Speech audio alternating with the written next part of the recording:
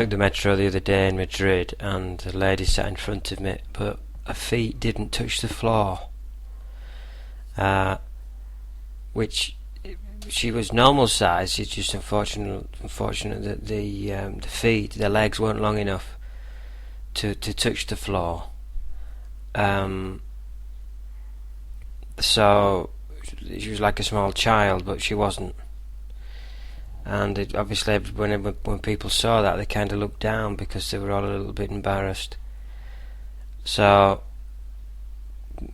being that I felt like I should assume a leadership role, I went up to her and said, "I think it's better in everyone's interest if you don't come on the metro."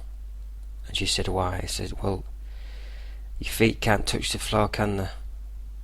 So it's a bit embarrassing for everybody. We're all a little bit put out when we see that, because we feel bad for you, and we also feel a bit embarrassed and bad that we feel bad for you.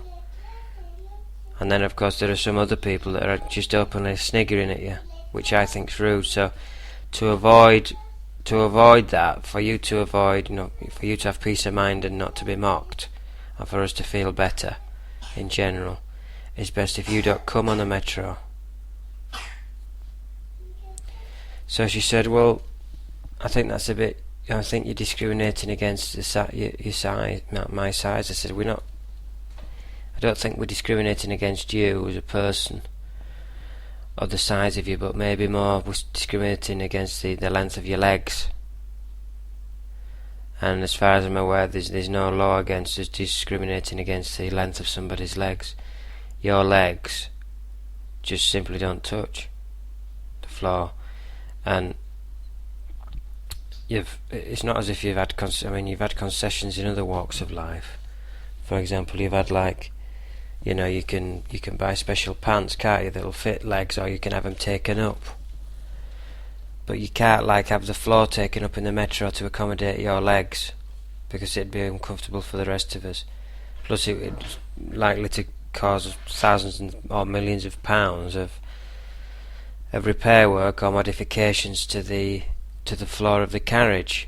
I mean, they could just put a gap there of about maybe a metre, but then the air would get through, and then they've just take a spanner option to it and just put it anti-clockwise, and the floor is a false floor. It either goes up or down according to the size of the legs of the user, in the same way that a piano stool, you can screw a piano stool up so it goes a bit higher or lower. Well, imagine that the piano stool is a floor. But I said, we're doing all this in vain at the end of the day, aren't we? Because that's never going to happen, so it's a fool's paradise. So what I would do is I'd just take a taxi or maybe take a bus. But even then you'll find that the chairs on buses are also quite high, so you'll find that your legs won't touch the floor.